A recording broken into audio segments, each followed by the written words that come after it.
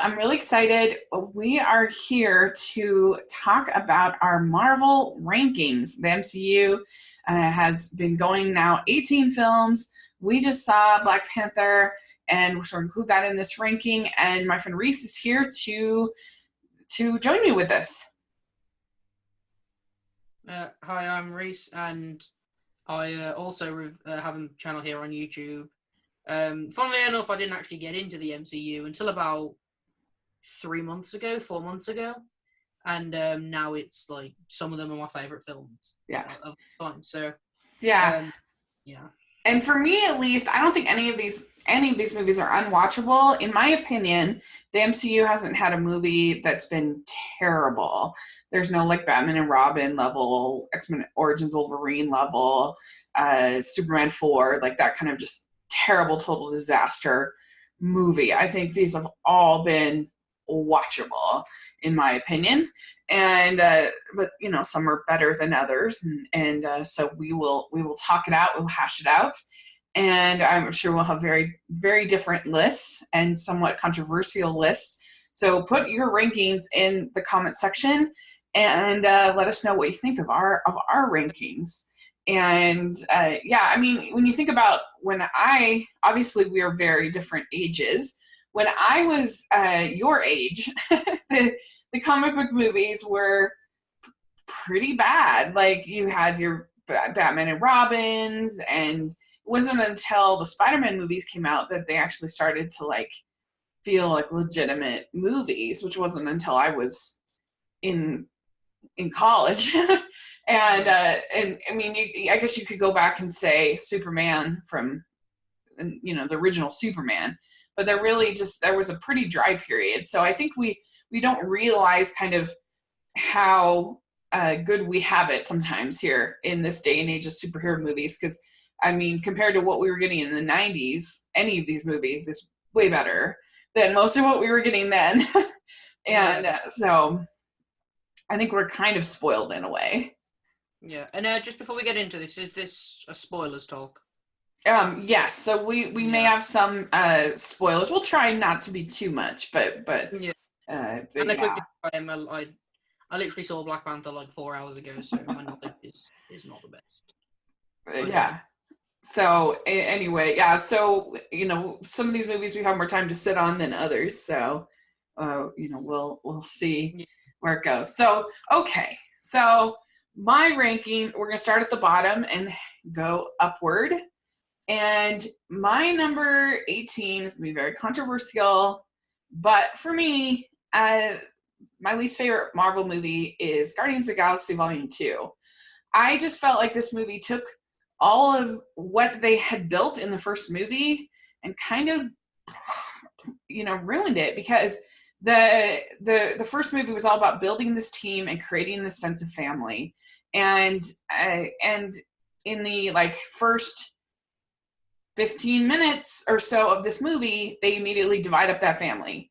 And I found myself getting annoyed with characters that I had loved in the previous film, because a character like Rocket,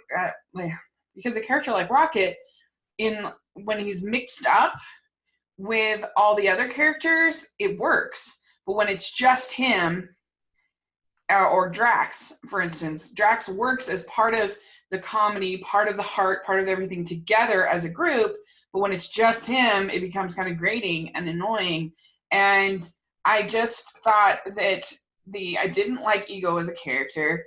I didn't like that story. I thought that they used humor in ways that didn't work, which actually worked in the first one. Like, for instance, that emotional moment, having David Hasselhoff all of a sudden appear as a joke, like, it felt really weird to me. I didn't like it.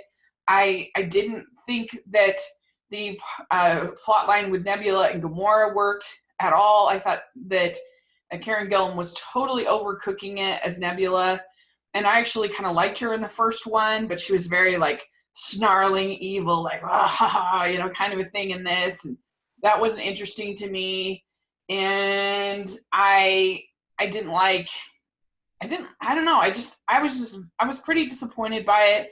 I didn't think it was funny. And I just thought that dividing up the team, which was the main point of the first movie, was to build up this team of outlaws, was a huge mistake. And it looks nice, it's pretty, but it just wasn't for me. I didn't like it. So that is my number 18. Yeah, I mean, I do see where you're coming from. Mine is very much Guardians of the Galaxy 2 is a lot higher for me, but like, I suppose because I joined so late, I haven't had to really wait any time to like obviously if you saw the first Guardians of the Galaxy and then waited 3 years to see the second one, Mm-hmm. I could understand where that disappointment came from, but I didn't really have to wait at all. So I can see where you're coming from. Yeah. Yeah. So what's your number 18? My number 18 is the only film I genuinely hate, and the only film that I've only ever watched once, and that's The Incredible Hulk. Oh, interesting. Okay. I don't know. This film feels too distant, and I don't mind a film that is,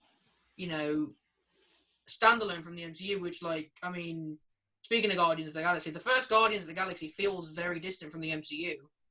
Yeah. But he kind of works with that. But The Incredible Hulk really didn't, for me, it didn't do anything well, in my opinion. I'd seen Mark Ruffalo's version of the character, so Edward Norton really just wasn't that good to me. Mm-hmm. I wasn't a massive fan of the Abomination. I do give them props for finding a villain that was actually a good fight for the Hulk. But that is my main problem with Hulk as a standalone superhero, is the fact that they really need good villains to ever show a challenge. Like, halfway through the film, there's like a set piece where the army I'm pretty sure they're trying to kill Hulk on like a school field or whatever. Yeah. And there's just like this man walks up to the Hulk, and I'm just like, am I supposed to like feel anything like now? Like, if this wasn't written, this man would have just been thrown 5 miles away by the Hulk. So yeah. I don't know. That's why the Hulk, for me, I like him as part of the team-up movie.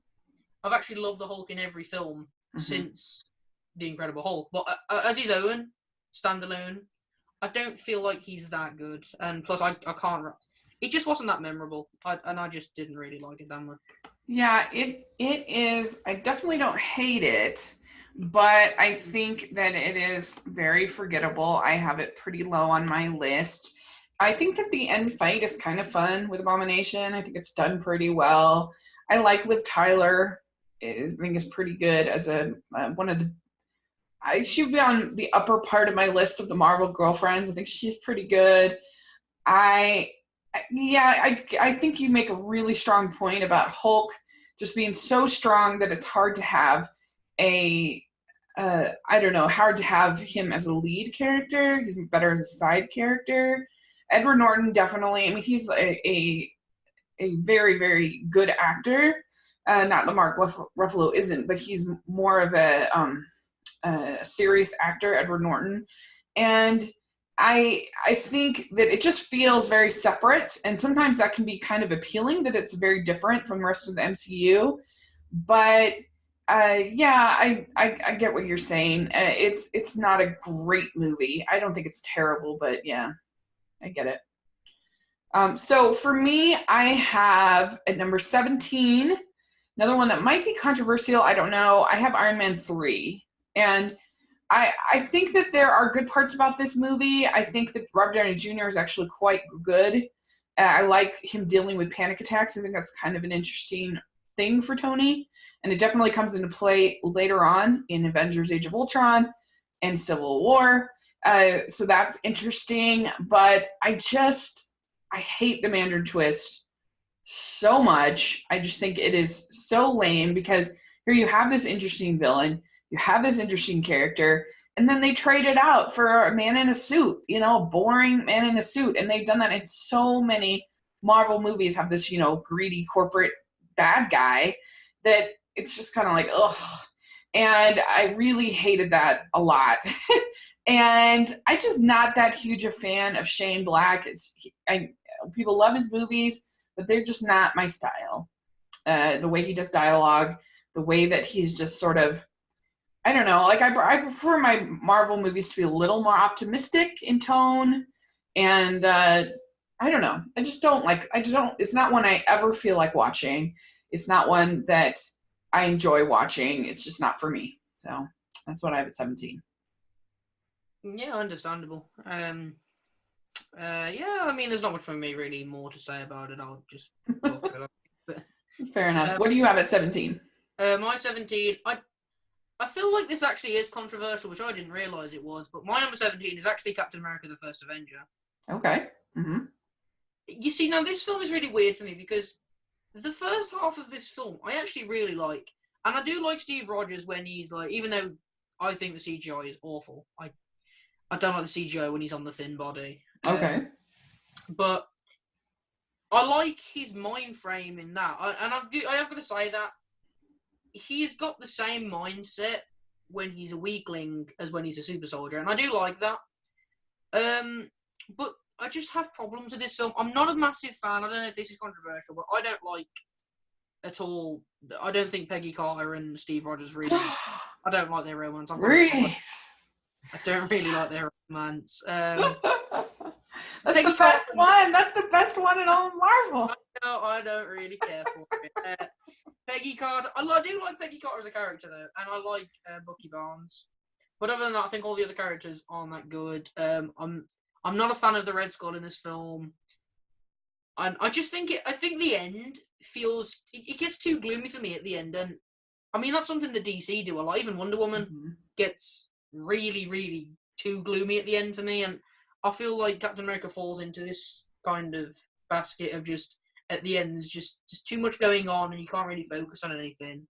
And I can't stand the middle section of this movie. The way they've just made this super soldier, and then they're using him, you know, as like a stage show to get the troops up. I hate that so much. Interesting. But you know, there were some fun things in this film, and I think Chris Evans just kind of took this role straight away, and I did really like him. Plus, I love how it just led straight into the Avengers. I did like that. Yeah. But overall, the first half is good, but the middle is just not good, and then the end is a bit dreary. So I overall just don't feel satisfied. Cool. Okay. So I can understand that. I'll talk more about that in a little bit. But for me, so going on to number 16, I have Iron Man 2. I actually don't hate this movie as much as most people seem to. I think that it's kind of interesting, the idea of sort of, because for so long, superheroes were always sort of hidden, you know, whether it's your Peter Parker or you got Batman and you got, you know, like Bruce Wayne and Superman, Clark Kent. They're always sort of these hidden characters. And so I thought it was kind of interesting in Iron Man 2 that you have this superhero who's like a celebrity. Everybody knows Iron Man. He's, you know, and it starts to, for somebody like Tony, it definitely starts to get to his head, you know, a little bit, the fame and the publicity and everything like that. And so I think that's interesting to me. And I think it was an upgrade to get Don Cheadle for to play opposite Robert Downey Jr. And I agree the villain is kind of lame, but I don't really care that much if like a villain is lame, if the hero's journey is interesting enough for me, and I think it is.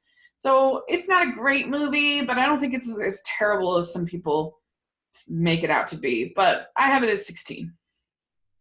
Yeah, I definitely agree. I do think Iron Man 2 is better than people give it credit for. But my number 16 is Thor: The Dark World. Mm-hmm. Now, this film, actually, when I first saw this film and first made my ranking, this was at 8. I really enjoyed this film when I first watched it. Mm-hmm. And then, you know, a few weeks ago, my brother wanted to watch through the MCU films, so I said I'd watch them again with him. Mm-hmm. And I couldn't finish this film, and I don't actually know what was different about it this time, but I wasn't enjoying it. Mm-hmm. I think it does have the most forgettable villain in Malekith. And I don't know, I love Thor. Thor and Loki have chemistry enough to drive a film, I do think that. Yeah. And Chris Hemsworth is my favourite Marvel actor. I love Chris Hemsworth. And then But the thing is, with Thor: The Dark World, I wasn't a fan that much of Jane Foster was okay. I think it was interesting taking Jane Foster to Asgard, Mm-hmm. and there were some good moments in this. Actually, I did really like some of the moments in this film. But everything with the Jane's friend and her intern, Mm-hmm. I couldn't stand. I Mm-hmm. It's got to be one of the worst acting performances I've seen in the MCU. Jane's friend, she just did. It always felt like overacting, and then Mm-hmm. it was. I think it was a little convoluted as well. But it did introduce, one of the Infinity Stones, which is obviously important. Mm-hmm. Um, and I do understand where the film was going, but like, I mean, I'm just kind of glad that with the third Thor film, they did kind of reroute the character, because if it went in this direction further, I Mm-hmm. just don't think there would have been anything for the character. Yeah, I agree. Pretty much, we're on the same page on this one. You'll see it's coming up pretty soon. I think that the what saves it for me. I love Thor and Loki, and I think there actually were some really interesting dynamics. I think when their mother dies, like that's actually pretty emotional. I think it works, and I think the ending fight where they're going between lands, between worlds, I think is really cool. I think it looks cool and it's fun. And so that's enough for it to be just a little higher for me. But yeah, I agree with you about Jane. And it's and the villain is super lame. But anyway, yeah, it's strong enough as far as just those few things for me to get it a little higher. But you'll see. So my number 15 is the Incredible Hulk. So we've already talked quite a bit about it.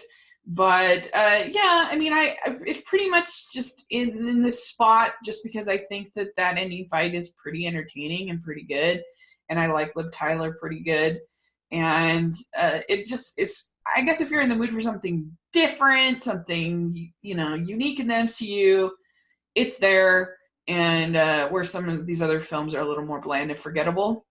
Um, Not that Incredible Hulk is especially memorable because it's not, but it's just different, I guess. So anyway, that got it to number 15 for me. But maybe yeah. So uh, what do you have at 15? Well, people might shoot me down for this. It is the most controversial thing on this list, I'm guessing. But my number 15 is actually Iron Man. Whoa. Okay. I honestly, everyone was like, when I first got into the MCU, Mm-hmm. the first film I watched in the MCU was Ant-Man. And then I watched the Guardians of the Galaxy films, and then that's when I decided to just watch it all the way through. Okay. So I was really excited to watch Iron Man because I'd heard great things about it, but I really just did not enjoy it, to be honest. Like, I do like Tony Stark, and Robert Downey Jr. does amazing in the role. I like Pepper. I wasn't a fan of Terrence Howard, but obviously neither was Marvel. Um, and I mean, there was just a lot of things that I just didn't really enjoy. The whole Tony Stark in captivity, that was a lot of the movie, and I just wasn't that big a fan. I hated the final battle. The final battle I just did not like. I don't think Jeff Bridges. I mean, you put Jeff Bridges as a villain in a comic book movie, and it should be the most unforgettable thing ever. But it wasn't. I hated the first Iron Man suit. I thought it was ugly, and I don't know. There was just something about this film. It never really injured me, and I can't, like, I don't know if there's like a specific reason why, but for some reason I just never got into this film as much as some other people did. And as you can see, like, it's actually my least favorite of the Iron Man. So yeah, I don't know. I just Okay. never really got into it as much as other people. There you go. I have it much, much, much higher, but I can understand. And it was obviously the first of the MCU. I really like how smart Tony is. Like we forget kind of because he sort of loses that by especially Age of Ultron. Like he's pretty stupid. But in that first movie, like he's scrappy and he's smart and I I really, you'll see I have it very high on my list. So, but that's cool. Like we all have our controversial rankings. So I respect that. So number 14 for me on my list is Thor the Dark World. And like I said, pretty much because I love Thor and Loki so much, and I thought their dynamic was pretty good. I thought there was some emotion in the movie, particularly around their mother. And I liked that ending battle when going between worlds and stuff was pretty fun and entertaining. So that's what it gets to 14. But I agree with everything that you said about Jane and about the villain. And it's not a great movie, but I liked it. So there you go. That's what I have at 14. What do you have at 14? My number 14 is Iron Man 2. Okay. And I actually did enjoy this film, to be honest. This is another quite controversial statement. I actually think Whiplash is a good villain. I do. I like Whiplash as the villain. Okay. And I think he is very clever, because I'm not a fan of villains who will just say sit on their throne and be get everyone else to do their work. Because I'm like, if you're that evil, you're that big of a villain, you just do everything yourself. But I like villains that sit behind closed doors and do everything with computers. And Whiplash, the way he kind of took over the War Machine suit at the end, I think was really cool. The introduction of War Machine, I'm not a fan of War Machine. I was going to do a video with LC Screen Talk, ranking the Avengers, and War Machine actually was my least favorite superhero, because I do feel like he's just a second-rate Iron Man.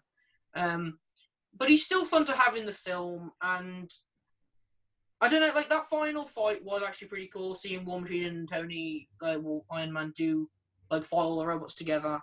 And then when Whiplash landed and he had the massive electric whips, it was cool. And I feel like this film is very underrated for its sequences, its action sequences. I love the Monaco Raceway sequence. Yeah, that's good. So much. I think Pepper's good in this film as well. I do like Pepper Potts, and it's a shame that we didn't see her for quite a while until Homecoming, but apparently she will be in Infinity War, so I don't know. But yeah, I still don't think this is an amazing film, but I don't think it's as bad as people say it is. Yeah, I agree with you there. I don't think it's as bad as people say. It is, for sure. So, okay. So for number 13, I have Captain America, the First Avenger. I think this movie has a lot of style. I like the World War II setting. I like the conflict I like that you get to see the beginning of the relationship with Bucky and Steve. I think that that's obviously very important for the rest of the MCU and for his motivation. I love Peggy Carter. I think I totally disagree with you on that. I think she's by far the best of the Marvel girlfriends. I like Haley Atwell's performance, and I just really like their chemistry, and I think that they're great. I like Joe Johnston's style of directing. I really love his movie, The Rocketeer, and I think you can feel sort of that some of that film kind of seeping into this. But I mean, the downsides for me is it does, I think, drag a little bit in the middle. I think it gets a little slow. And so, yeah, that's the only thing is I think pacing, it could be tightened a little bit. But I actually don't mind the Red Skull. I think he's pretty good. And so, yeah, I have it at 13. What do you have at 13? My number 13 is Thor. And I just have to throw a disclaimer out there right now. Every film from this point onwards, I like and I do enjoy, and I would recommend. And Thor was a good film. It was kind of opposite. I'd heard so much good about Iron Man, and I didn't enjoy it. And then I'd heard so much quite bad about Thor, and I actually found it really enjoyable. I enjoyed it as a fish out of water comedy. I think Thor was really endearing as the character. I think Chris Hemsworth just took it like a duck to water. I loved Chris Hemsworth in the role. I think Jane Foster was really good in this film, and I think all of the supporting characters were good in this film. And I really liked this because at this point you could tell that they were starting to build the MCU up. You had the introduction of Hawkeye for a brief moment. When the destroyer landed in, Phil Coulson said, "Is that from Stark?" You could tell that they were trying to build in this whole thing. And I did really think that seeing Thor trying to regain his honor was really cool. And I did like Loki as the villain. I think Loki is one of the best villains in movie history. For the amount of backstory he gets, you really are. When you're genuinely sitting there thinking, am I rooting for the hero or the villain? Your villain is good. Your villain is very good. And I think Loki is really good. I think Anthony Hopkins does well as Odin. I think Idris Elba, as much as Heimdall doesn't do much, I still think it's good. Um, and yeah, I did enjoy this film. And then that last portion in Asgard, I really enjoyed. And I just love Asgard. I think it's beautiful. Mm-hmm. Yeah. It's much higher. It's higher on my list. I love it. I mean, yeah, you're so right. Chris Hemsworth is a like charm machine in this movie. So great. I'll talk about it a little bit later, but I really do enjoy Thor. So I agree with you in all the things that you said.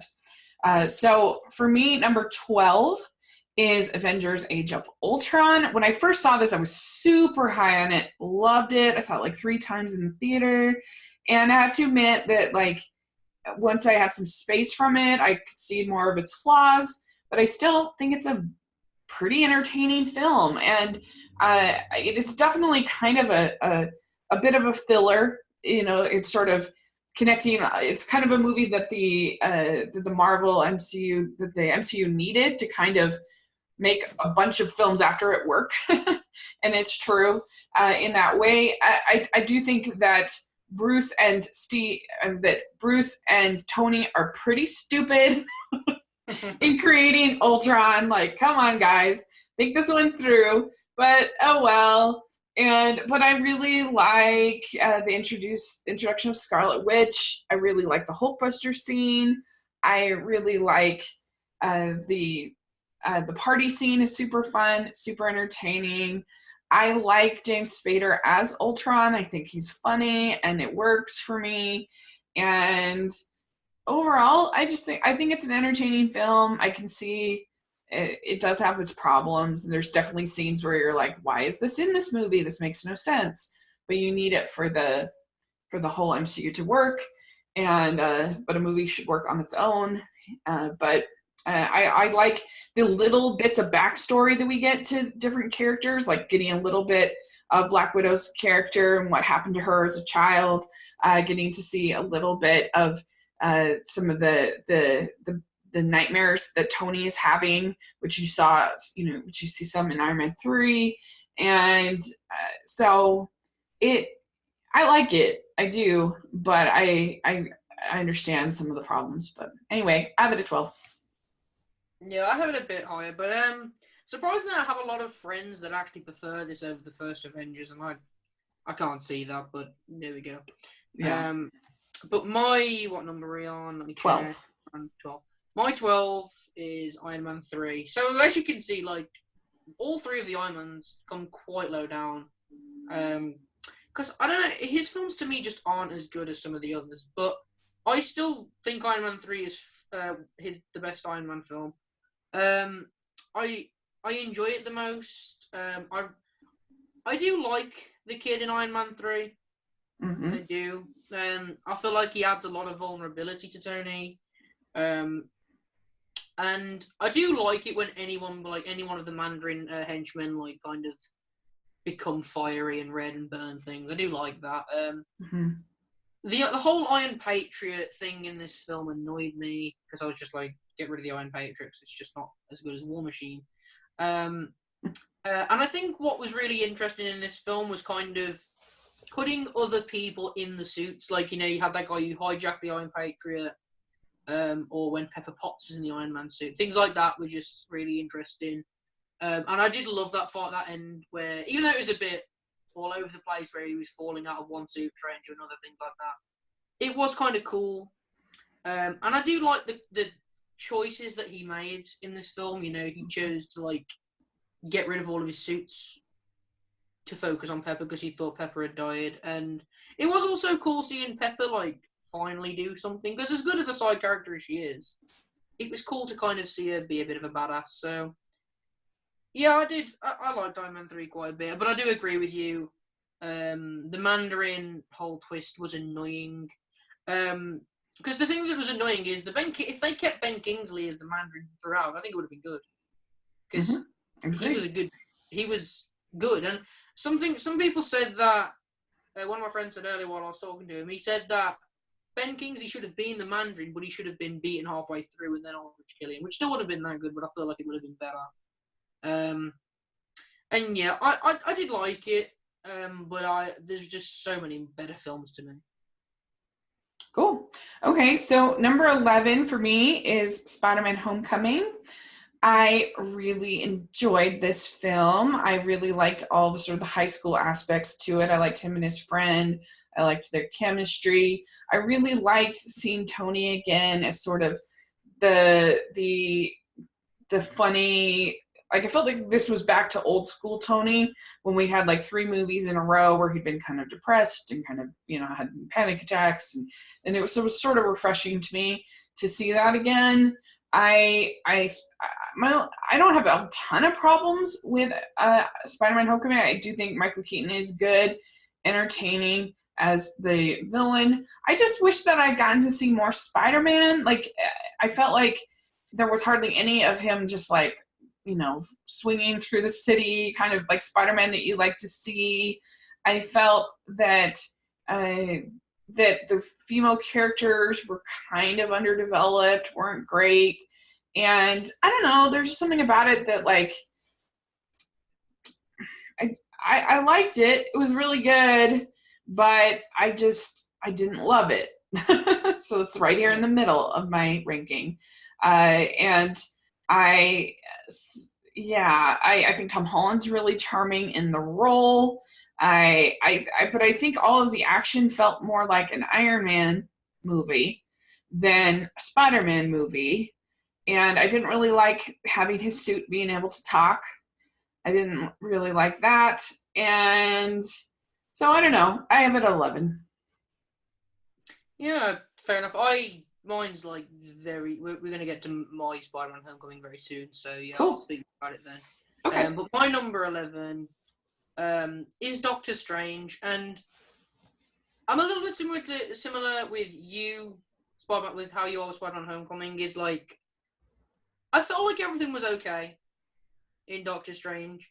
I do think the visual effects were the best of the MCU. Like no competition in my opinion. The visual effects in Doctor Strange were amazing, and I did like the character of.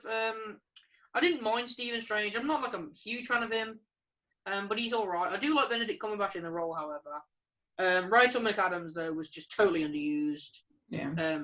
I liked Tilda Swinton in it as well. Tilda Swinton was pretty good. But the whole thing with Dormammu, I wasn't a huge fan of because, I mean, you've kind of been building Caecilius up for this whole film, only to not have him in the final battle. And while the Dormammu stuff was pretty cool, and I really liked how, he kept rewinding time, I did like that, but it kind of felt like it should have been in a different film. Like, it didn't feel like Dormammu should have been the villain in this film that he fought in the end. I think performances throughout were pretty good. I think Mads Mikkelsen was good as Caecilius, but once again, I don't think he had enough to do with the role. But that first proper battle in the New York Sanctum, where he gets the cloak and everything like that, I thought that was really, really cool. And any scene in this film where especially the one in the hospital, where they were fighting as spirits, I thought that was just so cool. Mm-hmm. Yeah. And there was just a lot to love about Doctor Strange. And it's just simply a case of I like the other films more. Mm-hmm. And there's never a part of me that just wants to revisit it. And I suppose that's why it's a little bit lower on the list. Yeah, I have it at number 10, so I'm basically on the same page with you on this one. The visual effects were amazing. I love Benedict Cumberbatch in the lead. I thought that he actually got to some pretty low points that I felt, really felt for his character when he's sitting out just begging to get some help. I thought it was powerful and meaningful. I do think some of the stuff is very silly, like how easy it is for them to steal that book. Things it's like, boy, you certainly left it out there. If it's this special, you should been a little more careful with it. And I thought it was funny, the ending with Demano. I guess I forget how you say it, but anyway. And I enjoyed it. It was fine, but it's not great. But Yeah, and definitely I agree with you about Rachel McAdams is way underused, but I think that she has potential. I hope that we see her again. And I don't know. I just really liked Doctor Strange's journey, and I really liked getting sort of this mystical uh, part of the MCU, kind of something. It felt fresh and new to me in that regard from what we'd seen in the MCU. But it's not great, but yeah, it ended up number 10 for me. Like it's solid, it's entertaining. I enjoy it. So Yeah, and I think it's something that also adds to it being a bit low down is the fact that kind of I think correct me if I'm wrong. I'm pretty sure he's the only member of the Avengers that we've only seen in one film. So I think yeah, like me except for just that little bit in Thor Ragnarok. yeah, so like we haven't really seen his power set like really be massively overused. So I feel like he will. Yeah. I feel like come Infinity War, he will be a lot better. Like him and Um, Spider-Man are basically the same in the MCU as far as use, I would say. yeah. Now we actually alternate because my 10 is Spider-Man: Homecoming. Okay. And I pretty much the same things. This film is really weird because I actually think it's better when it's stripped back. When it's Peter Parker and like when it's the Vulture is just Adrian Toomes. I think the film's actually a lot better. And the film's best moment, in my opinion, is that car scene with Peter, Liz, and Adrian. Yeah, that's Where, good. you know, like the facial expressions from Michael Keaton in that scene are just amazing. And like as Liz is telling him the information, the way his face is changing as he's working it out is just amazing from Michael Keaton. And he looks awesome as the Vulture. But I do agree with you the fact that the set pieces. I did like the set pieces, but at the same time they did kind of feel a bit like Tony Stark had to come and save him. And I feel like this movie. I do feel this movie was a bit overhyped. Like I heard a lot of people saying it was the best MCU film, and I just couldn't see it. But I do agree with you in the fact that it didn't feel like a Spider-Man film with like when he was actually Spider-Man because he wasn't swinging around New York or anything like that. I don't think it's the best Spider-Man movie, like a lot of people said. I still think Spider-Man 2 is the best Spider-Man movie, in my opinion. Yeah, see, my favourite Spider-Man's actually The Amazing Spider-Man 1, which is a bit controversial, but I really like that. But I do love Tom Holland in the role, though, I really do. But for me, another thing, I loved his relationship with Ned, I love Ned. Ned was so funny. And I did love the characters, like Marissa Tomei. I really liked this, like, different style of Aunt May. I did like that. But the love interest, Liz, I wasn't a massive fan of, and... Zendaya was a good character, but the when she said like, "Oh, most people call me MJ," I was like, but yeah, I mean, overall it was good, but I don't think it was like amazing like people say it is. Yeah, I agree. Okay, so number 9 for me is Black Panther. I've only seen this one time, so we'll see what happens on the rewatch. This was a really good movie. It was a solid movie. I really liked all of the characters. That was the strength of the movie. I thought that Killmonger was a really interesting character. You could see completely valid motivation, and he wants the Wakandia to get out and to help people and to help those in suffering in the neighborhoods like that he grew up in. He wants them to be a better example. So that was really good. I really liked all the acting is very strong. Chadwick Boseman is really good as the lead character. I liked the world building. I thought it was really good. My only real flaw with the movie is I thought that there's a point where the Chadwick Boseman character is out of commission in the middle, and we don't see him. And I felt like during that segment, the movie kind of stalled, and it started to get a little slow for me, and I started to get a little bored. But then he comes back, and you get this really strong ending and this really good ending. And I really liked the female characters. I would totally watch a movie with the 3 main lead female women in that movie. I think that would be really entertaining. So it's I've just seen it once last night, so it's a hard one to rank, but that's where I have it for now at number 9. Yeah. What do you have at 9? My number 9 is Avengers: Age of Ultron. Okay. And yeah, I do. I think this one was good. I do think it's good. I love just the characterization in this film. Like, I do like Ultron. A lot of people say he's a crap villain. I don't No. see that. I think he's a good villain. I think James Spader did as well. Hmm. I love Scarlet Witch and I love Quicksilver. I really wish they hadn't done what they did to Quicksilver though, because that I feel like he would have been a good character to keep in the MCU. But there was a lot of things in this film that I just felt were unnecessary. The whole thing at Hawkeye's farm, I didn't care for. I wasn't that big a fan of the Hulk and Natasha romance. Like, Mm. I do kind of agree with him. Like, yeah, Natasha's a good way to calm the Hulk down, but like, I don't know. It just didn't feel necessary. There were some funny moments though, and there were some great set pieces. I thought, especially um, the one on the bridge in the middle when they're trying to get like Vision. They're trying to get a Vision's casket thing, and Black Widow's like basically doing an action set piece on a motorbike, which I just thought was pretty cool. Yeah. And I do love Vision, and Vision's a weird character because essentially he could just end everything, but they can't obviously do that. So his powers are always stripped back, but he was cool. I do like Paul Bettany as Vision.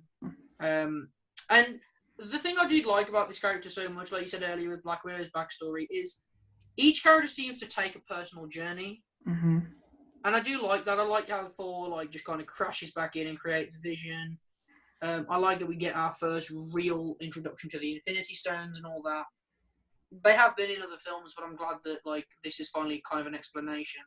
Um, and the final battle was good, and I don't think like people give Ultron enough credit. Like he literally was like this close to like completing his mission. He almost destroyed the entire world, and I think that's good. Well, obviously it's not good, but Mm-hmm. it's good as a villain. You know what I mean? So yeah, Yeah. I like this film to be honest. I do think it is good. Yeah, I enjoy it too, despite some flaws. Okay, number 8 for me is Ant-Man. And then a lot of people weren't big high on this, but I really like it. I think that Paul Rudd is super charming. I think that Michael Douglas is really good in it. I like the fact that, to use the pun, that it feels small. It's just basically like a heist movie as opposed to Age of Ultron, which was this huge like world ending kind of a thing, with whole cities getting lifted up and all of that. And so it was a nice contrast to Ultron. In fact, it's just trying to get this one little thing from this one building. And I like Corey Stoll as Yellow Jacket. I've always liked him as an actor, and I think he's super attractive to me. And so I enjoyed him as a villain, actually. My only real flaw with this movie is that I don't think that what's her name? I don't think that Evangeline Lilly is a good actress. I think she's very wooden. I think she's very flat. I don't get any emotion from her. I just don't think I didn't like her in the Hobbit movies. I'm not. I didn't watch Lost. I just don't think that she's a very good actress, to put it bluntly. And certainly no match for the charisma of Paul Rudd, who's like super charismatic. And I thought the comedy really worked for me in this one. I thought it was funny, and I don't know, I just like it. So, and the special effects look really good. So that's why I have it at number 8. My number 8 is Ant-Man. We have one the yeah, same. I liked Ant-Man quite a lot actually when I first watched it. Obviously, like I said earlier, it was the first MCU film I watched, and it's funny watching that and then like watching it again, like as during my rewatch. Because obviously at that point, I had no idea who Falcon was, so I was like, "Whoa, who's he?" Oh yeah. And I really did like that they were tackling that idea because, like, all throughout the film, Paul Rudd was like, "Why don't we just call the Avengers?" And I think that was cool because obviously that's a big gripe with Marvel, like with Marvel films, like going forward is like we're at the point now where like there's pretty much like no standalone films can be really made because there's so many superheroes. Mm-hmm. And I think I do agree. Ant-Man was a very small scale film, and I think it's the best film for doing that, being smaller scale. Like I do enjoy that, and I think like the comedy was. I loved Michael Pena. I thought he was so funny in this film. Michael Douglas was great. Evangeline Lilly, I do agree that she was a bit flat, but I still did like Hope as a character.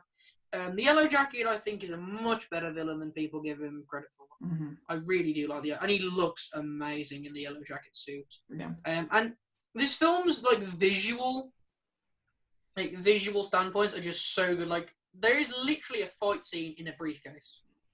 Yeah. And that is just awesome. And then the whole thing at the end with it when the ant becomes massive and the massive Thomas the Tank Engine. Yeah.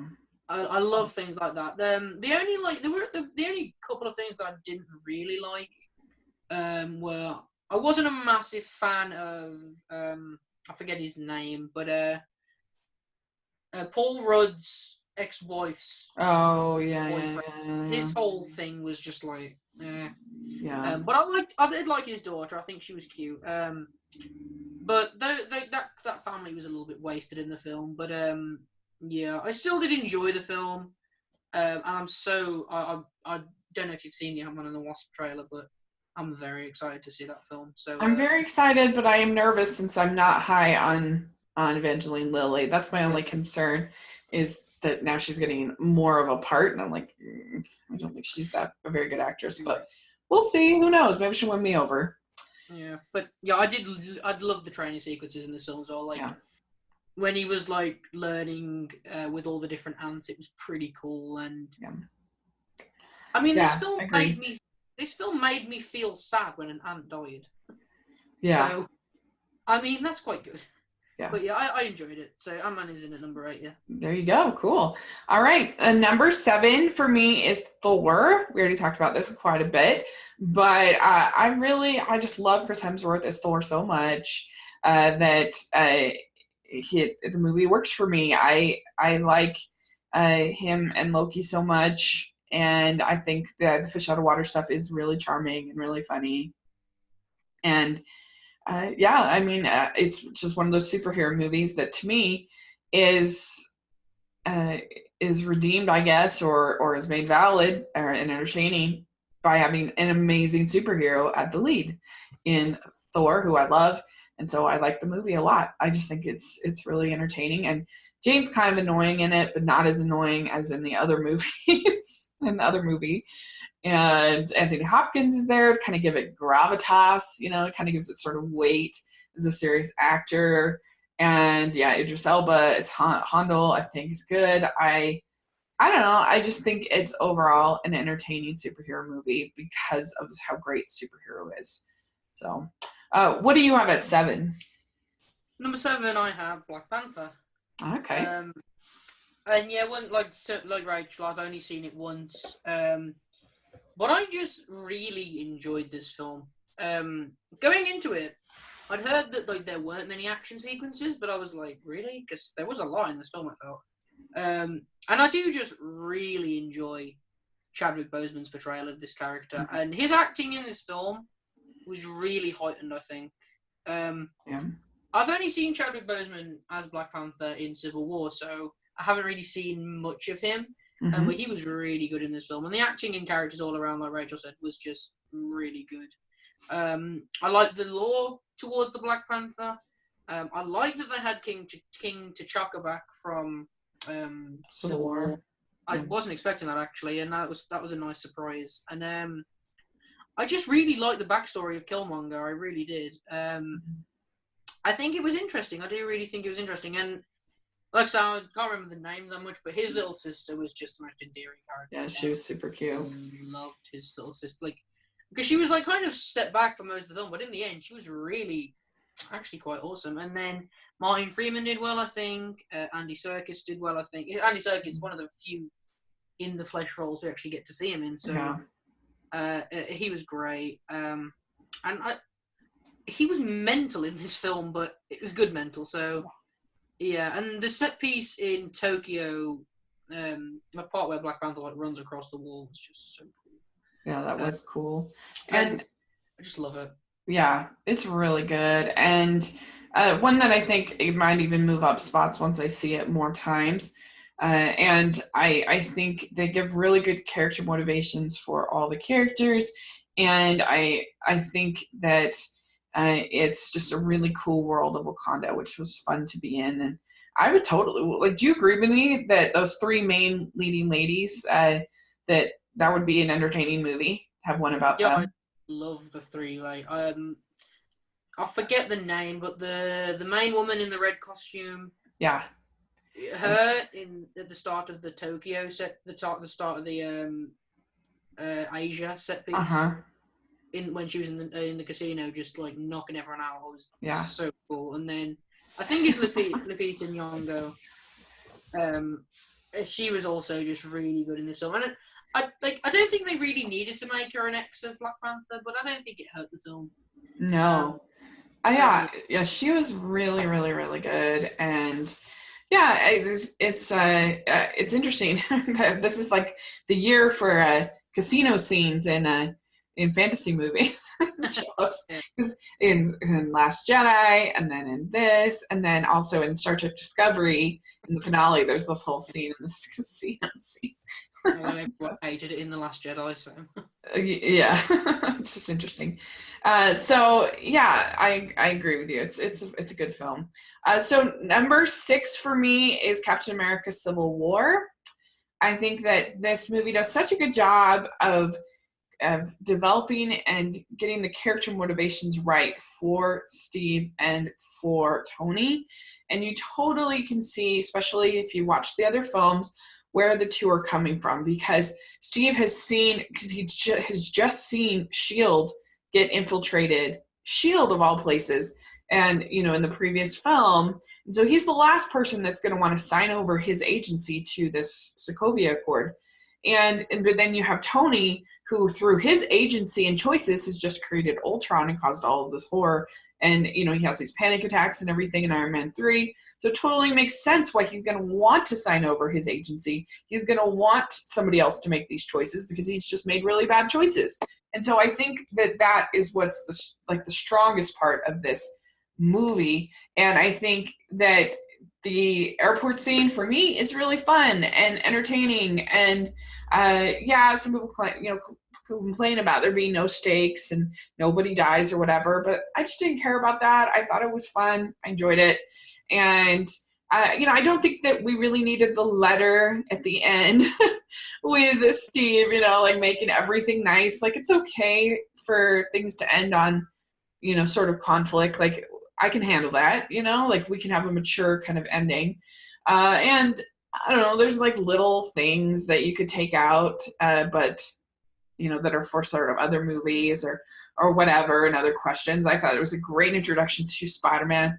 Very entertaining. I liked seeing, Ant-Man back. I liked uh, overall, I just think it was a very fun movie. I'm not that big a fan of Zemo. He gets on my nerves at a certain point, and I think that him hanging those people up in the water at the beginning, I think that was a little much to me. That was a little. It felt a little gratuitous to me for a Marvel movie. But other than that, I really like Civil War. I think it's fun. yep, mine will be coming up very soon. So, but yeah, in at my number 6 is Thor Ragnarok. Mm, Um, and I yeah, think, yeah, definitely from this point onwards are films that I absolutely loved. yeah. So, like, I don't really have a bad thing to say about any of the rest of the films that I'm going to talk about. But Thor Ragnarok was just such a fun film for me. Like, after I'd watched the MCU, this was like the first release of the MCU that I was really really hyped about. Mm-hmm. So going to see it in the cinema was just amazing. They completely just nailed Thor in this film, Yeah. and I couldn't have Oh been yeah. like, because the thing is, while most characters have got trilogies in the MCU, I really hope this isn't the end for Thor, because this just feels like this feels like the start of a new trilogy. Yeah.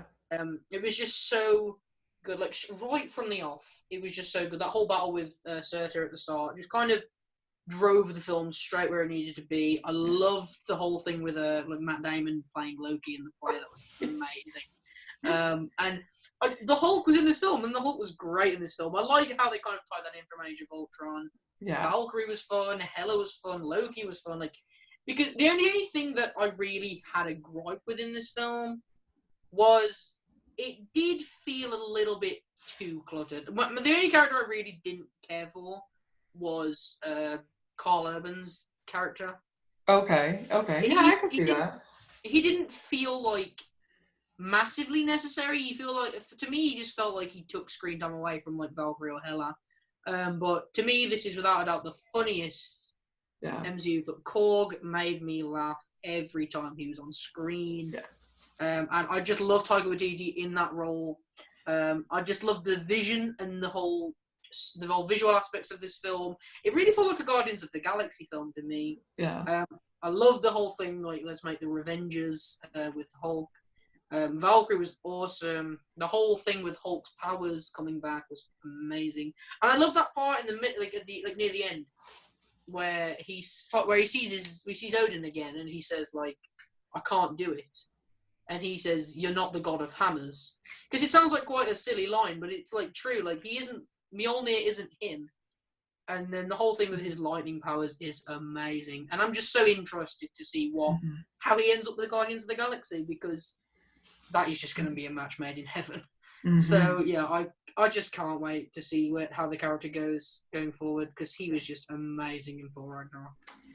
Yeah, I agree. I have it at number 5. So I completely agree with you. Everything you said. I loved Valkyrie. I loved Thor and Loki in this movie. I thought they were so fun and so charming and hilarious. And but I thought their relationship actually kind of got to this interesting spot. Like it continues to grow in each of these movies that they're in. Just both those actors have just charisma, like people make it too complicated. Like it's really not that complicated. If you want to make a superhero movie that I am going to like, you have really charismatic, really fun heroes. Like I'm gonna like the movie, like if I like the heroes and even if the villain isn't that great, I don't care. Like if I like the heroes, that's what's important to me. And I just thought they were so fun. And I liked the fact that we actually got to see a lot of Hulk, because usually it's, it's him in just this, in the anger fighting mode. And then it becomes Bruce quite quickly. But to see some of him like hot tubbing and stuff was super great. I loved Valkyrie. I loved just the whole style of it. I thought Jeff Goldblum's character was really funny, really worked. I pretty much my only flaws with the movie was that I thought that like giant wolf thing looked super cheesy and I didn't like it. And so some of the things I didn't like, but I actually liked the Hondel's character, like actually had something to do, and it was sort of interesting, and he was sort of Thor's eyes into what was going on in Asgard. And yeah, I just loved Thor. Thor Ragnarok to me is probably the most rewatchable of any of the MCU movies. I could just put it on anytime and just kind of have it in the background and just enjoy it. And it's my number 5. Yeah, and I think with because the Hulk, they can't actually make another trilogy for the Hulk. So they're just going to give him like a massive story arc in Thor Ragnarok and then Infinity War Part 1 and 2. Yeah. But I agree with you. I would love, if they announced a Thor Ragnarok 2, I would be all aboard that. I loved, like, the whole, like, the actual stuff with the Hulk was so interesting. Like, the fact that he's been the Hulk for 2 years is really interesting. Like, yeah. And I think seeing Mark Ruffalo in Tony Stark's clothes for some reason just really made me laugh. Yeah, that was funny. He's in Tony's clothes. It was just really good. It was really. I agree with you. So let's see. What do you have at number 5? My number 5 is Captain America: Civil War. Okay. Pretty similar to you, really. I really enjoyed this film. This was actually one of the reasons I wanted to start the MCU, because I really wanted to watch this film. Like, I had such an urge to watch this film. And my friend, who is like a really big Marvel fan, was telling me, like, you have to watch the Iron Mans to understand what's going on with Tony. You have to watch the Captain America to understand what's going on with Steve. And then, for some of the Iron Mans, you've got to watch the Avengers. So in the end, I just decided to watch them all. And yeah, like, I agree with you so much. They really get the character motivation spot on. And one thing I really think they do well in this movie, amongst all these amazing characters, it never, ever feels like it's not a Captain America movie. You still always remember that Captain America is the sole purpose of this film. I think it is the most character development for anyone in the solo film. Like, he literally drops the mantle of Captain America in the end. The whole airport battle was amazing. I love Giant Man. It's a bit of a shame that Black Panther couldn't do more in the airport battle, but he did get his action set piece in the chase way under the bridge. Mm-hmm. I have like major love for Sebastian Stan. I think he's the most attractive man ever. So, Right. Yeah. so Bucky Barnes and the Winter Soldier. I love Bucky Barnes. And all the characters in this were just amazing. Falcon was really good. Scarlet Witch was really good. War Machine. I'm not gonna lie. I kind of wish that War Machine did die, not because I hate him, but kind of because I feel like that would have been a good turning point For Tony. Yeah, I kind of agree. And that is a sort of a flaw in Spider-Man Homecoming. The fact that, like, the end of Civil War, like, Tony is this distraught character, and yet supposedly you're supposed to believe in Spider-Man Homecoming that he's, like, getting on the plane all flipping and, whatever. You're like, I don't know. Yeah, because I saw, like, a tweet somewhere where someone was saying, like, I don't know how Tony Stark can ever stand in the same room as Steve Rogers again. Because, like, I mean, at least, like, Falcon went down to check if War Machine was okay, but Steve didn't care. He didn't care that War Machine could have died. Zemo, it's weird because he's not really necessary, but he does accomplish his goal. So it's a bit weird for that. And I do like this whole idea of the multiple Winter Soldiers. Yeah, that's true. And things like that I do enjoy, but I don't know. I just love this film. I really do. And like I say, as much as there was so many characters, it always felt good. It always felt a Captain America movie. Mm-hmm. And like I said, just the characters were great. I love the introduction to T'Challa. His storyline was really emotional, actually. Mm-hmm. Black Widow was great in the film. I love Black Widow, actually. It's absolute annoying that she doesn't have a solo film yet. Mm-hmm. Spider-Man was cool. Just everything about this film really was just amazing. And like I said, the airport battle was my favourite Marvel set piece of all time. So cool. So for me, for number 4, I have the original Iron Man. I think that this is one of the best, in my opinion, one of the best superhero origin stories ever made. I think the arc that Tony goes on from, being this distributor of mass, weapons of mass destruction to becoming a superhero and kind of finding that, I think is really, really interesting. And what I like the most about him is that he's a really smart person, and you kind of forget that in, like I said, in the later ones, especially when he's creating Ultron and stuff and being really stupid. But in this one, like, he creates this suit out of like nothing in this cave, and I think that's fun to watch, and I enjoy it. And I think that because it was the first man in a suit, evil man in a suit, like I think I guess I give it a little bit of a pass because. And it works, I think, for the story to have Tony be betrayed by somebody that he'd basically grown up with and that he trusted, and I like, him and Pepper are fun together, and it's fine. It's sort of a nice, like, romantic comedy type banter, I think, between them. I think that Robert Downey Jr. is so great. He's so charismatic and in the role, and so I really like it. So I have it at number 4. Yeah, fair enough. I don't actually know why I don't know. There was just always, I never really got into it as much as others. I guess that's why I just didn't. Yeah, fair enough. What do you have it for? Yeah, my number 4 is Guardians of the Galaxy, and along with Thor Ragnarok, I think this is also the most rewatchable. Because Guardians of the Galaxy, it's just so much fun. Yeah. Every character, I think, even though some of them, like Gamora, well, she's a little bit underutilized, she's still really good in this film. Drax is bearable in this movie, which is definitely not true for the second film. Even though the second film hasn't been on my ranking yet, so I do really like it, but the first film, I pretty much like them, but they've gone back and forth many times. But at the moment, the first film, I like it, and it's good all the way through. It really is. I think Rocket and Groot's relationship is great. It really reminds me of Han Solo and Chewbacca. I really, really like Groot. He is the most enduring character ever. The cheesiest line in movie history, "We are Groot," is just emotional. I love the prison sequence. And Rocket is, for some reason, actually my favourite superhero, so I love Rocket Raccoon. I think in that final battle, when he crashes into Ronin, is just amazing. And then that final shot where they're all holding the Infinity Stone and like connecting the power, it gives me so many goosebumps every time I see it. The soundtrack is amazing. Mm-hmm. Like when I'm at college, I literally just have this soundtrack on repeat because it's just so good. Mm-hmm. Everything about this film to me was amazing. And my favourite line of the film is what Rocket Raccoon says to Drax after he's called Ronin, and it's when he says, "Everyone's got dead people. It's no excuse to get everyone else dead along the way." That line for me just kind of embodies Rocket Raccoon in a way that, like, he still cares, but he's still blunt about it. And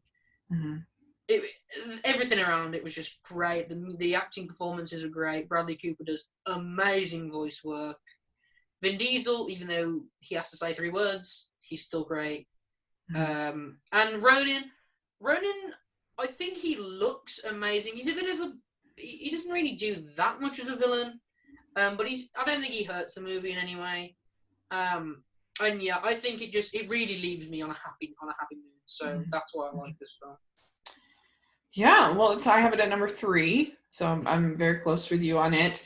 I find this just super entertaining. I love all of these people, all these characters, but I love them together. And that's sort of the greatness of this film, is that it's an origin story, but instead of an origin story of one superhero, it's the origin story of a team, which is really, really fun to see them all sort of gather together and all have their sort of little things that they add to this family. And it's definitely the most Infinity Stone focused of any of the Marvel movies, in my opinion.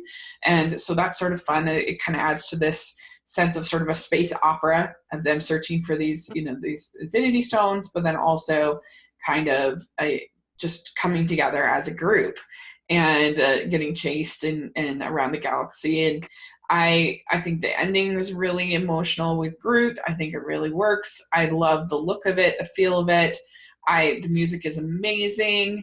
It's just a super enjoyable film for me. And 2014 was like the best year ever for superhero movies, because pretty much the only bad one that year was, I guess you could say, the Ninja Turtles movie was bad, and also I did not like Amazing Spider-Man 2. So, but other than that, it was stellar, because Captain America Winter Soldier came out the year, Guardians of the Galaxy, Big Hero 6, and X-Men Days of Future Past. Those are really good, which I think is really great. So anyway, it was a great year, and I just really enjoyed this movie. So I have it at 3. My number 3 is Guardians of the Galaxy Volume 2. Okay. And I know it's very controversial to have it better than the first one, but the reason that I put this just above the first Guardians is because, while I do agree that the split up of the team is a bit annoying, by the end, I am actually in a better mood at the end of this film than I am at the first one. That final battle with Ego is just amazing. I think when Ego's cuts, they're each member, they're all being held in his tentacle things, and then Peter just kind of slams at him. I love it. Baby Groot is adorable. I like Rocket in this film. I do agree that he's definitely a lot more annoying and unlikable, but I still think he is okay in this film. Drax, I do agree, is just not good. I don't like Drax. He spends like half of the film just laughing obnoxiously. And I do think he's way too nasty to Mantis, because she's just such an adorable character. I like Ego, I do. Ego, very, very controversial. He's actually my favourite Marvel villain. I really, really like Ego, because similarly to Mother Gothel in Tangled, Mother Gothel takes motherhood and turns it from this sacred bond into something very manipulative. And I think that's what Ego does with Peter. And I think he does it quite well. The Sovereign, for me, were a bit wasted in this film. Just simply because, like, if they're kind of setting the Sovereign up to be the villains of Guardians 3, they're not going to seem that good anymore because I mean the Guardians beat them on 2 separate occasions in this film, so they're not going to be good. They're not going to seem good if they're villains in the third film. Yondu was an amazing character. I love Yondu towards the end. I actually preferred the musical score, the soundtrack to this film. Really? I did. Oh, I thought it was so much weaker. I really did. To me, it felt very on the nose, whereas the other ones, it felt like you had to kind of work a little bit harder to figure out why did they pick this song for this scene. And the other one, I felt like it was just like literally the characters were sort of saying, here's why we picked this song, because it's a song about a woman whose husband or partner leaves, and they're talking about a woman whose partner leaves. It was just very, like, to me it was very on the nose, and I like more sort of creative soundtrack choices, if that makes sense. Yeah, I definitely understand that, but I don't know, just personally the songs for me, I just kind of preferred a little bit more. Interesting. I think the movie is just visually stunning. It's a pretty movie, I'll give you that for sure. And yeah, I just really enjoyed the whole film, to be like the whole undertone of the film. The opening sequence. One thing I will say is Baby Groot does nothing in that opening sequence but dance, and yet in the final battle, he actually has like the most pivotal role. So like, I don't know, they kind of wasted Groot in that opening sequence, and I don't think that they overused Baby. He was definitely one of the characters that could have been overused, but I think they used him just a perfect amount. And he was adorable. Like that one scene where like they're flying away from the Sovereign, and he's just sitting in one of the seats eating a bowl of Skittles. Is just that was cute. So, yeah, I just really like Guardians of the Galaxy Volume 2, and I just can't wait to see them in Infinity War. Cool. All right. So number 2 for me is Captain America, the Winter Soldier. I think that this movie has, despite having another villain in a suit, which we've seen a million times, I think that it has such great action. I think the fight sequences, like that elevator scene, is amazing. I think the fighting between Bucky and Steve is really great because Steve obviously doesn't want to be fighting him, but he has to. Is really good. I like the scenes with him and Peggy kind of saying goodbye. I like the sort of just what he goes through, seeing S.H.I.E.L.D.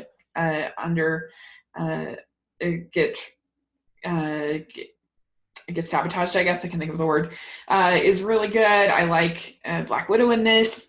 I mean, the only real annoying things about this movie is sort of the fake out death of Nick Fury is kind of it's kind of annoying, but that car crash is pretty cool and pretty good, and I just think it's sort of a Mission Impossible movie mixed in with a Marvel movie, and it's done very, very well, and so that's why I have it at number 2.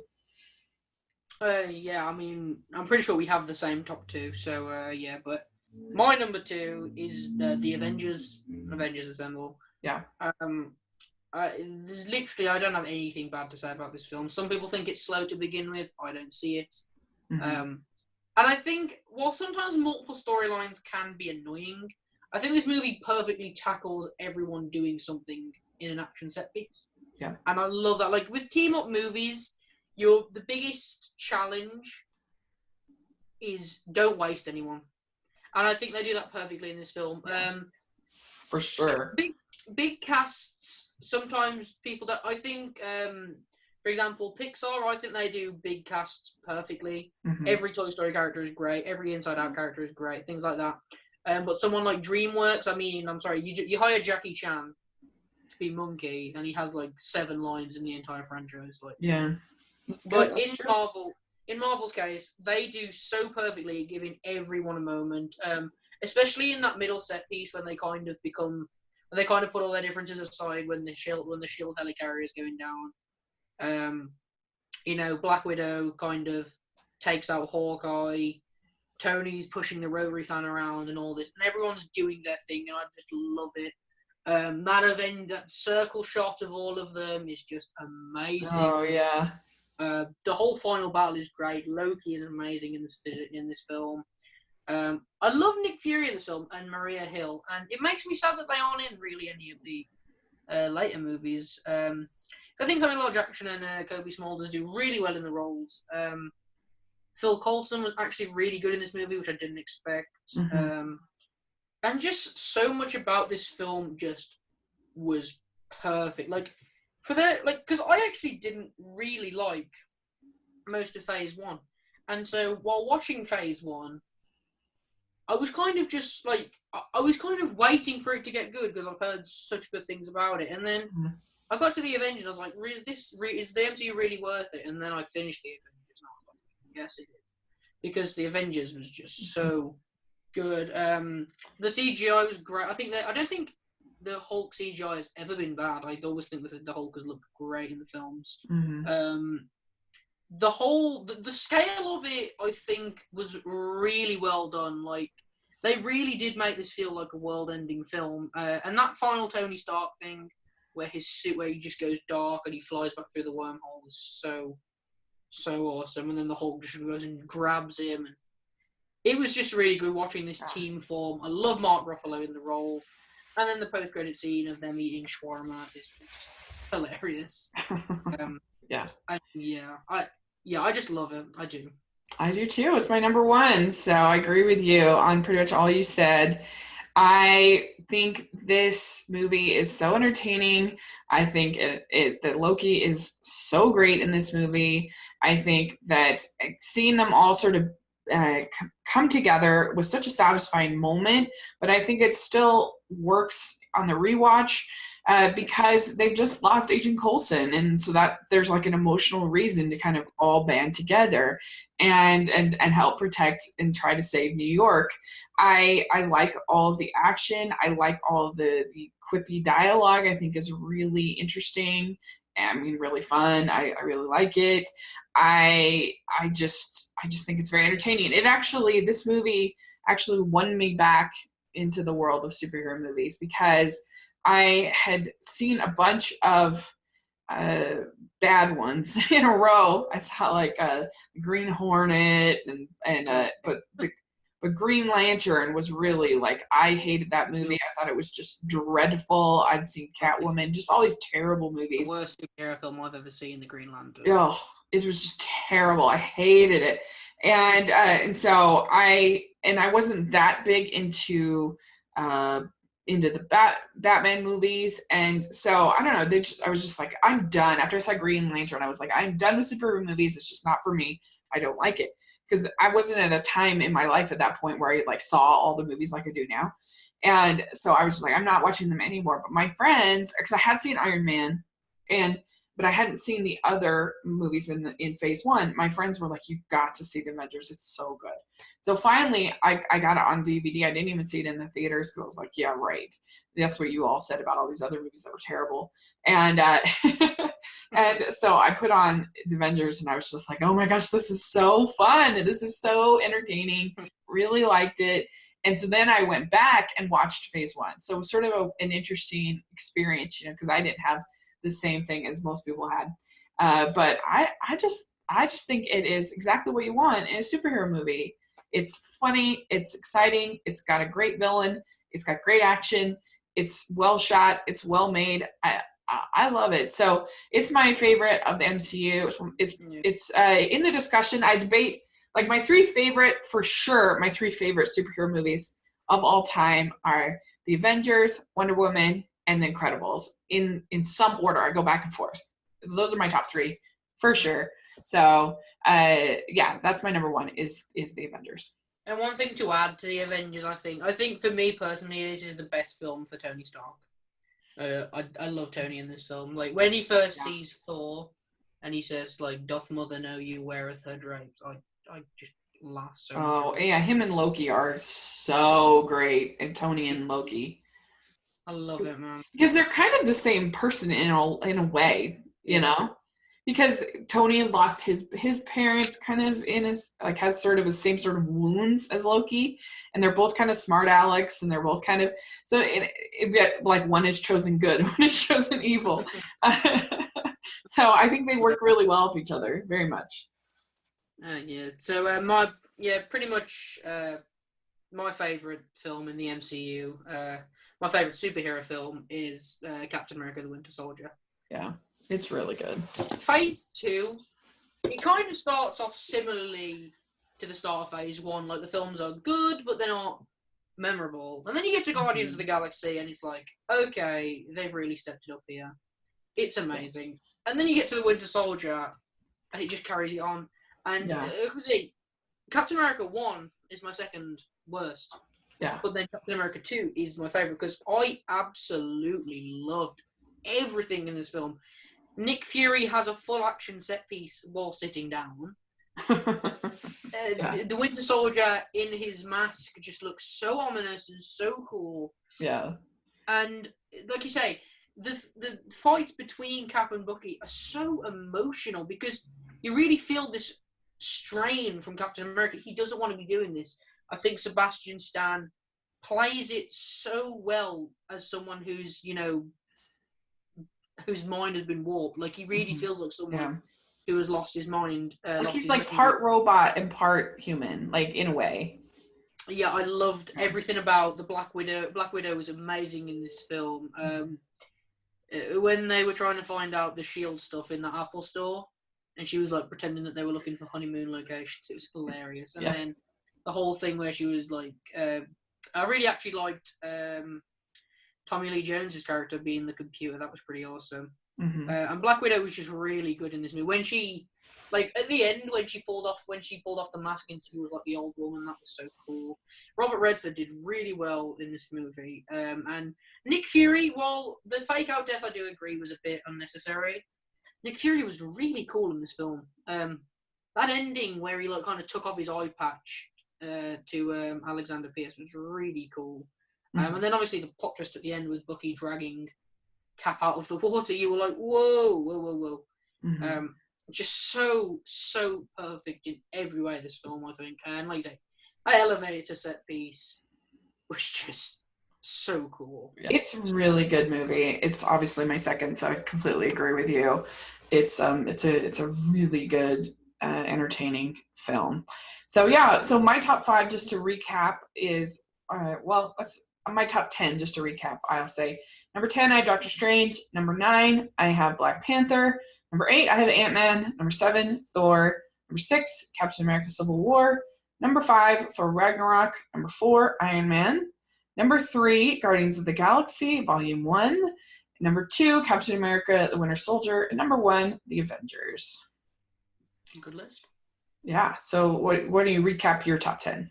My top 10 is number 10, Spider-Man: Homecoming. Number 9, Avengers: Age of Ultron.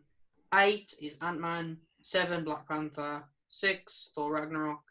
5, Captain America: Civil War. 4, Guardians of the Galaxy. 3, Guardians of the Galaxy Volume 2.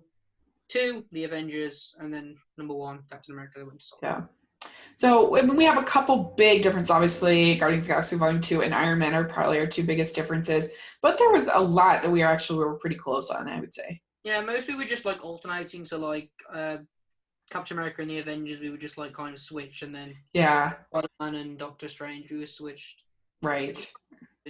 Yeah. Well, cool. Well, thanks for doing this with me. This was really fun. This was kind of spontaneous. It worked out really great.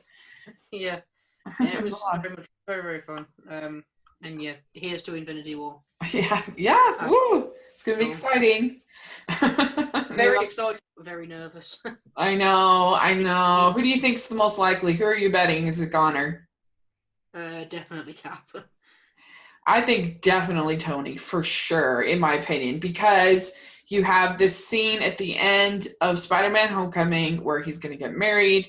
He's super happy, and I think that nothing spells in it like immediate doom more than that. And I don't know. I actually think he's more likely even than Cap. I think Vision's a good front runner. Yeah. Like, when they take the Infinity Stone out, will it kill him or will it just make him underpowered? I don't know. But there's just so much that can happen. But the trailer oddly wasn't actually that good of a trailer. It didn't really give much away, but it was still really enjoyable. And I'm glad, like, for that one shot in the trailer, you can see one of the Black Panther characters returning. I'm so glad that at least one of them's returning, because that is great. Yeah. it's going to be really interesting to see how they manage to juggle all of Yeah. these characters and how they make it work. And yeah, it's a huge challenge. I don't envy them at all because they have like 35 like characters, I swear, in this There's a movie lot that of they them. have to juggle. It's going to be interesting. But the Russo brothers, they did the Winter Soldier, which is obviously your Yeah. second favorite. So I trust them. I do Yeah, trust the I Russo. do too. I do too. Well, and I trust Marvel because, like I said, I mean, I can sit and watch any of these movies, and I'm not like miserable like when I was watching Green Lantern or something like that. Like I think they're all watchable, and they're I don't know. So yeah. Yeah, I agree. Well, thanks again for joining us. And if people want to follow you on Twitter or anything like that, where can people find you? I have a Twitter, which is just at Reece Taylor, and my YouTube. Well, I don't really upload as much anymore Mm-hmm. because of like personal matters. Um, if you go on my channel, which is just Reece Taylor, there's a lot of Disney stuff, a lot of Pixar stuff. There's some Marvel stuff, but Yeah. yeah, a lot of ranking videos if you like that sort of stuff. So Yeah. yeah, Cool. I mean, Yeah, and we did a ranking. I'll put a link down. We also did a ranking of Pixar movies, so you want to check that out. And you can find me at Rachel's Reviews on iTunes and on YouTube, and at Smiling LDS Girl on social media. So check that out. And I will be doing a podcast next week with with my friend Trevor from How to Love Comics. We've done that for all the Superman movies since Doctor Strange, except for Logan, and we're going to continue on this year. And I really love those podcasts because we dive in not only to the movies but also to the comic books, and so that makes it really interesting to me. So we will be covering Black Panther in the next couple of days. So make sure that you are tuned into the channel and keep an eye out for that because it's going to be really fun. So thanks again for doing this. This was good, um, and we'll have to talk again after Infinity War. definitely. Yeah. Okay. Bye.